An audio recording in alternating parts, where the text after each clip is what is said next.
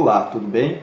Nessa série de vídeo, nós estamos comentando os pontos principais da GDPR, General Data Protection Regulation, ou a Lei Geral de Proteção de Dados da Comunidade Europeia, que recebe o número 16/679/EC.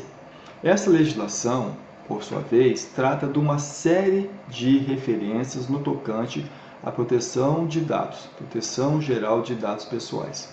Nesse vídeo, especificamente, nós iremos tratar da figura do DPO, do Data Protection Officer. Vamos falar quais são as atribuições desse profissional, quais são os requisitos para exercer o cargo, os seus limites de atribuição e também quais os requisitos para caracterizar a necessidade de uma empresa ter ou não um Data Protection Officer. Em termos gerais, a lei apresenta 3 situações nas quais são obrigatórias a presença de um Data Protection Officer. Isso não quer dizer que possa existir outras situações que se faz necessária a presença de tal profissional. As 3 situações apresentadas pela lei são quando a corporação trabalha ou processa de forma sistemática e massiva grandes volumes de dados, a exemplo de plataformas de redes sociais, como o Facebook, ou portais de indexação, como o Google. Uma outra situação prevista é as instituições públicas, com exceção dos tribunais no exercício da sua função jurisdicional. E, por fim, quando a corporação trata de dados sensíveis. A legislação traz uma diferenciação, que é uma inovação em relação à normativa anterior, no que se trata de dados pessoais e o que é dados sensíveis. Nós iremos futuramente fazer um vídeo sobre os termos da legislação, mas na categoria de dados sensíveis estão dados como dados que têm características ou informações biométricas do usuário, que têm as suas posições políticas, posições filosóficas, ideológicas, posições religiosas, posições de preferência ou de gênero sexual, além de outros dados caracterizados como sensíveis. Num vídeo futuro, eu irei tratar de cada uma dessas categorias. Então, nessas 3 situações, faz-se obrigatório a existência de um Data Protection Officer. Mas pode surgir um questionamento: e se eu sou um grupo empresarial com várias empresas, eu preciso ter um Data Protection Officer ou um DPO para cada uma das empresas? Não. A lei permite que um único DPO atue em todas as empresas, desde que ele tenha acesso fácil e seja facilmente ou com uma certa facilidade alocado nas demandas entre as diferentes empresas do grupo. Então, essa é uma função que, nesse tipo de cenário, poderíamos ter um único profissional exercendo amplamente a proteção dos dados nessas diversas empresas do grupo.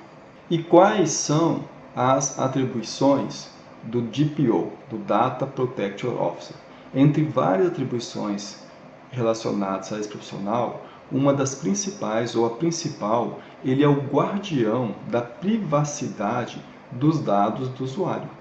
Nesse sentido, a lei recomenda que esteja vinculado diretamente à alta diretoria. Também a lei fala que ele não pode ser limitado ou orientado no exercício de suas funções. Ou seja, ele tem que ter ampla autonomia para zelar pela proteção dos dados pessoais do usuário.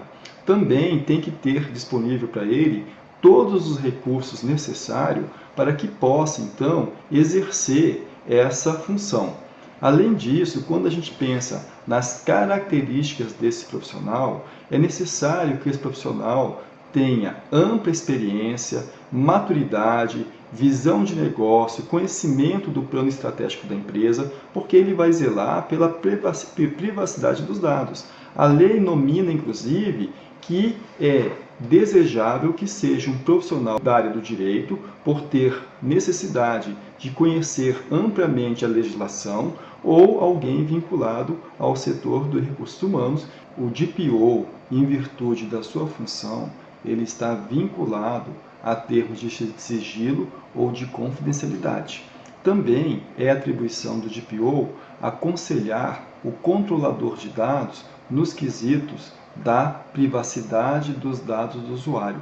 Também ele deve verificar se todos os procedimentos estão em conformidade com a norma da GDPR ou com outras normas que tratem de proteção de dados, seja ela da União Europeia ou de Estados-membros. Também é esse profissional que vai prestar esclarecimento às autoridades no que diz respeito à proteção de dados ou à privacidade de dados dos usuários. E também os usuários podem contactá-lo diretamente para questionar sobre os quesitos de privacidade. Ou seja, é um profissional que necessita ter ampla maturidade, precisa ter experiência, conhecimento da legislação, conhecimento dos planos estratégicos da empresa no que diz respeito à evolução do tratamento dos dados, liberdade de atuação, ou seja, autonomia para atuar, não pode sofrer ingerência nas suas atribuições.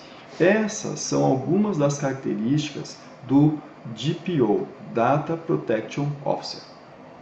Por fim, é importante registrar que a própria legislação trata a possibilidade de terceirização desse recurso, o que quer dizer que não há necessidade obrigatória de uma vinculação direta desse profissional à empresa. Ele pode ser terceirizado, por exemplo, com uma consultoria jurídica que tem, além de conhecimento de leis, também maturidade na gestão de contratos, de dados, de sensibilidade ou de impactos do não aderência a certas normas. Por fim, gostaria então de agradecê-los pela atenção e aguardo todos para continuarmos esse debate em nosso próximo vídeo.